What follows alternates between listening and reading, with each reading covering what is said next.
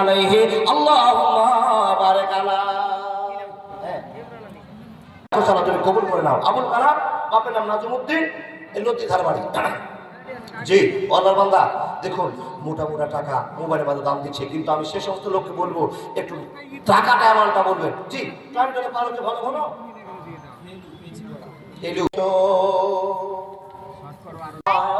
দেখেন নিগো,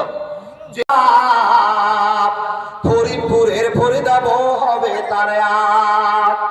লোকের মাঝে কথা হলো 20,000 টাকা নগদে দিতে হবে, ধারে নাহি কথা। 100 জন বরযাত্রী 10 জন ডুলি বিবি, বরের বাপ বলল তাদের যত পারবি খাবি। বাসে এলো বরযাত্রী, বর এলো জিপে, ডুলি বিবি এলো দেখো সাদের বউ নিতে। লাগলো গাড়ি, বিয়ে বাড়ি, নামলো গাড়ি হতে, সাদের জামাই নামলো দেখো সালার কোলে চেপে। লুচি বুন্দিয়া মাছ মাংস মিষ্টি মিহিদানা,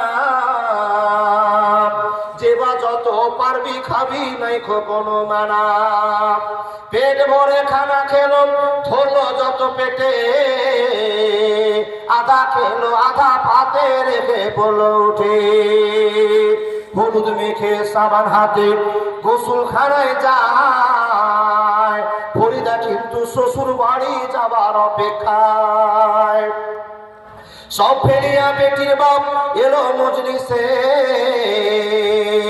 ইমাম সাহেব চলে এলো বসলো নীরবেতে। দেখা দেখি মাথায় টুপি দিল সকলেতে, কেউ বা রুমাল কেউ বা মাথা ঢাকলো গামছাতে। মাথায় টুপি মুখে দাড়ি হয়ে মুসলমান, টাকার লোভে পরে ভাই হইল যে বেঈমান। ঘরের বাপ টাকা পেয়ে গুনে হেসে হেসে, গুনার শেষে হাসি মুখে উঠলো জোরে কেসে। কেসে কেসে রাগ উঠালো, কারণ লোকটা কি